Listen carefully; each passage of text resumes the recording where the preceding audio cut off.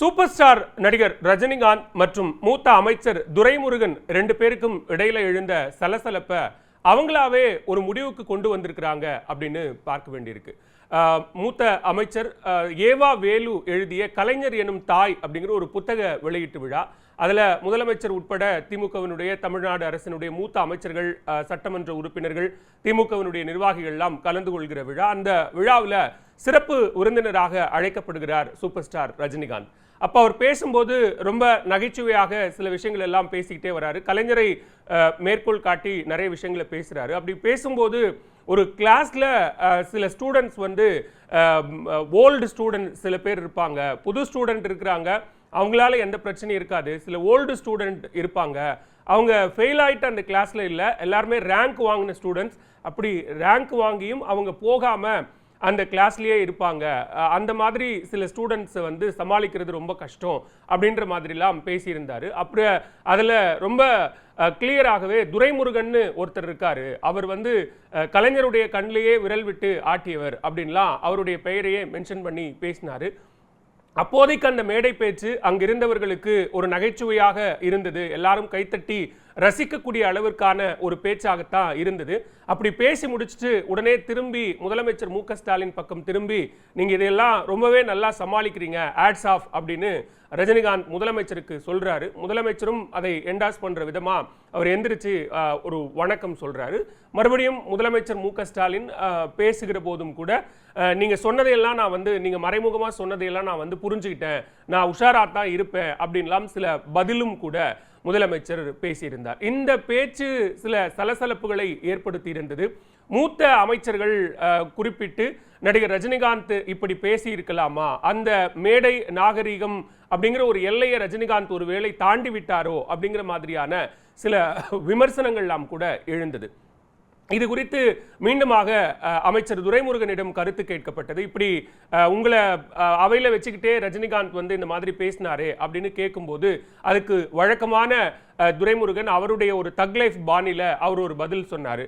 வயசாகி போய் பல்லு விழுந்து தாடி வச்சுக்கிட்டு நரை விழுந்த நடிகர்கள்லாம் இன்னும் நடிச்சுக்கிட்டு இருக்கிறாங்க, அவங்க நடிக்கிறதுனால நிறைய இளைஞர்களுக்கு வாய்ப்பு கிடைக்காம இருக்கு அப்படின்னு அவருடைய பதிலை முடிச்சிட்டாரு.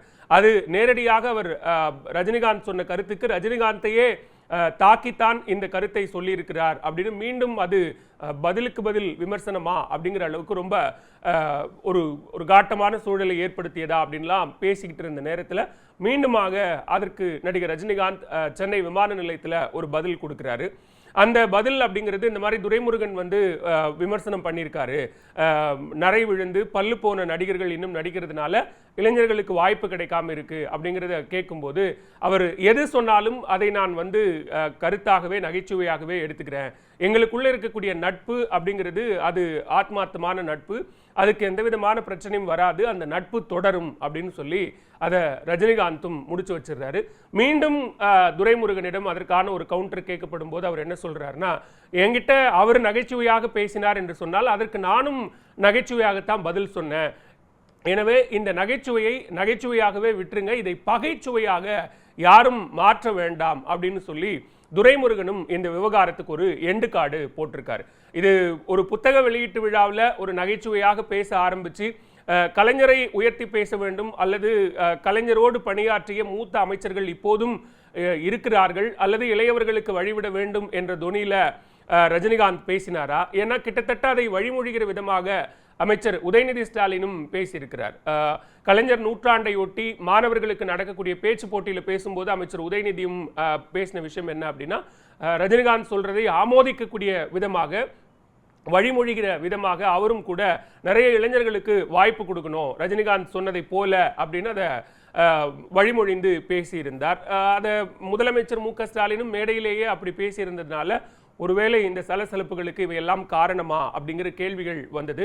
ஆனா இப்போ திரு ரஜினிகாந்தும் அமைச்சர் துரைமுருகன் அவர்களுமே இந்த விவகாரத்திற்கு, அவர்கள் பேசிய பேச்சுக்கு இது நகைச்சுவையாக பேசிய விஷயம், ஆனால் எங்களுக்குள்ள இருக்கக்கூடிய நட்பு இந்த பேச்சுக்கள் மூலமாக எந்த விதத்திலும் பாதிக்காது, இந்த நட்பு அப்படியே தொடரும் அப்படிங்கிற மாதிரி ரெண்டு பேருமே இந்த விவகாரத்தை முடித்து வைத்திருக்கிறார்கள். ஒரு அரசியல் மேடையில் ஒரு விருந்தினராக நடிகர் ரஜினிகாந்த் வந்து அவருக்கும் அரசியல் தெரியும், அரசியல் சூழலை, மேல்மட்ட அரசியலை கூர்ந்து நோக்கக்கூடிய ஒரு நடிகராக இருந்து கொண்டிருக்கக்கூடிய ரஜினிகாந்த் அப்படி பேசியது சரியா அப்படிங்கிற கேள்விகள் எழுந்த நிலையில அதற்கு துரைமுருகனுடைய கவுண்டரும் மீண்டும் மீண்டும் இரு தரப்பில் இருந்து வந்த பதில்களும் இந்த விவகாரத்தை இப்போதைக்கு முடித்து வைத்திருந்தாலும் அதனால் ஏற்பட்ட சலசலப்பு இன்னும் தொடர்ந்து கொண்டுதான் இருக்கிறது அப்படிங்கிறத பார்க்க முடிகிறது.